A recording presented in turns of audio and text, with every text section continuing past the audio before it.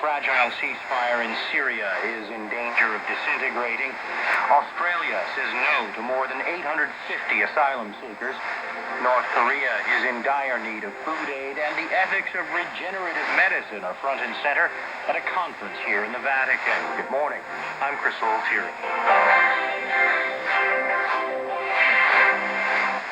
The UN envoy for Syria earlier this morning appealed to the United States and Russia to intervene to help revive Syrian peace talks that sputtered to a pause Wednesday, saying a recent spike in fighting has overshadowed the talks and put an increasingly feeble truce in great danger. Staffan de Mistura was speaking after briefing the UN Security Council about the largely stalled indirect talks between opposition and envoys from President Bashar Assad's government. After 60 days, he said, the cessation of hostilities agreed to by both sides hangs by a thread. What we need to do and to hear is that the cessation of hostilities is salvaged, and that the cessation of hostilities is saved from a total collapse. It's still there. It's still there because many areas is still there, but is in great danger. It's still alive, but barely.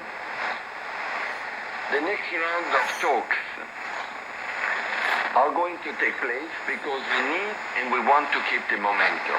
But let's be frank, they will be meaningful only if and when the cessation of hostilities is brought back to the level we saw in February and in March. The Australian government today said the 850 migrants being held on Papua New Guinea's Manus Island will never be allowed to come to Australia.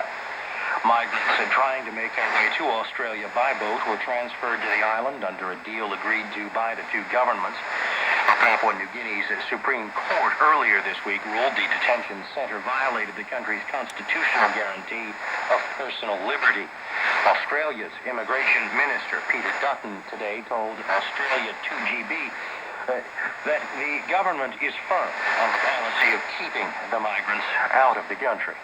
These people will not be coming to our country, and we've said that from day one. The Prime Minister privately and publicly has repeated that, and the position of this government is not going to change. We aren't going to be dictated to by people smugglers or other countries. We are going to make a decision about who comes to our country, and we've been very clear that these men off Manus Island will not be settled in Australia. They can go back to their country of origin. Hundreds of people from Manus Island, from the regional processing centre, have returned to Iran and to other countries. But look, these people have paid thousands of dollars to people smugglers, and they want to come to Australia, but that's not the outcome they're going to get. So they can either go back to their country of origin, they can settle in PNG, or they can go to a third country. But the bottom line is they are not coming to Australia.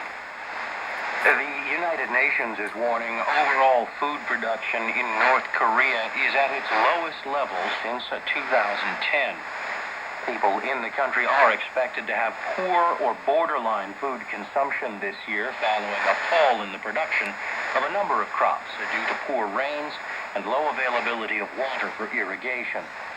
Christina Kozlet of the UN's Food and Agriculture Organization said North Korea will have to import almost 700,000 tons of food this year.